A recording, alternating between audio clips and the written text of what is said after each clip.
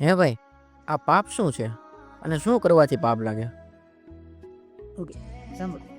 હું તને એકદમ શોર્ટમાં સમજાવું ને તો પાપના છે ને 3 પ્રકાર છે. સમજે?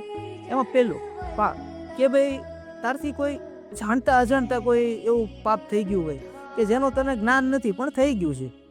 તો એમાં છે ને તું માફી માગીને કે એવા કોઈ પ્રક્રિયાથી તું એમાંથી છૂટી શકે. બીજું છે કે ભાઈ અતિ પાપ, મતલબ કે ભાઈ ઈ પાપ કેવું હોય કે લાઈક મર્ડર, બરોબર, તું કોઈની હત્યા કરી નાખ.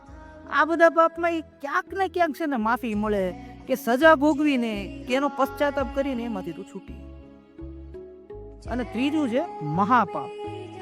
મહાપાપ એવું છે કે તારું કરેલું પાપ તને કે તારા પરિવારને તો નહીં, આખી માનવતાને નડે, આખા માનવ સમાજને અસર કરે. જે ધર્મ વિરુદ્ધનું પાપ છે કે ધર્મને હાનિ થાય એ માટે તે જે પાપ કર્યું છે એ મહાપાપ કહેવાય. અને એનું છે ને એની કોઈ માફી નથી. સમજો?